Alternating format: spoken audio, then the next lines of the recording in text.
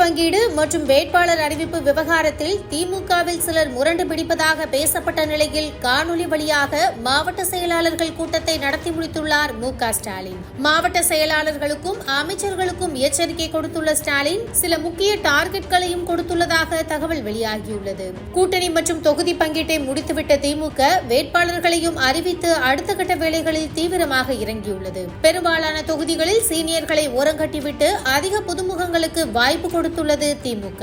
ஆனால் தொகுதி மற்றும் வேட்பாளர்கள் விவகாரத்தில் தாங்கள் நினைத்தவர்களுக்கு சீட் கிடைக்கவில்லையே என சிலருக்கு மனக்குமுறல் இருப்பதாக கூறப்படுகிறது. திமுக தலைவரும் முதலமைச்சருமான மு.க.ஸ்டாலின் கவனத்திற்கும் இந்த விவகாரம் சென்ற நிலையில் தேர்தல் நெருங்குவதால் உடனடியாக இதனை முடித்து வைக்க அவர் நினைத்துள்ளார். அதனால் காணொலி வழியாக மாவட்ட செயலாளர்கள் கூட்டத்தை நடத்தி முடித்திருக்கிறார் ஸ்டாலின். அப்போது நிர்வாகிகள் சிலர் இந்த தொகுதியில் நாமே நின்றிருக்கலாமே என்றும் இந்த நபருக்கு சீட் கொடுத்திருக்கலாமே என்றும் புலம்பியதாக கூறப்படுகிறது. பின்னர் மு.க.ஸ்டாலின் தேர்தலில் வெற்றி பெறுவதுதான் ஒரே குறிக்கோள் என்று கூறி எச்சரிக்கை கொடுத்துள்ளார். அதாவது திமுக மட்டுமல்லாமல் கூட்டணி கட்சியினர் போட்டியிடும் தொகுதிகளிலும் விருப்பு வெறுப்பை தாண்டி கடுமையாக உழைக்க வேண்டிய பொறுப்பு உங்களுக்கு இருக்கிறது என கூறியுள்ளார். தேர்தல் முடிந்த பிறகு தொகுதி வாரியாக பதிவான வாக்குகளின் தரவுகளை எடுத்து ஆய்வு செய்யவிருப்பதாகவும் எந்த பகுதியில் வாக்கு குறைவாக இருக்கிறதோ அந்த பகுதிக்கு பொறுப்பானவர் பதில் சொல்ல வேண்டியிருக்கும் என்றும் ஸ்டாலின் எச்சரித்ததாக கூறப்படுகிறது.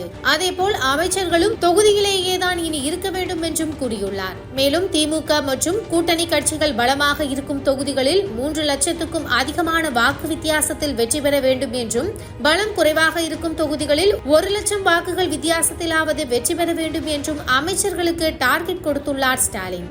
இதை செய்து முடிக்கவில்லை என்றால் அமைச்சர் பதவி நீடிக்காது என்றும் கடுமையாக எச்சரித்ததாக கூறப்படுகிறது.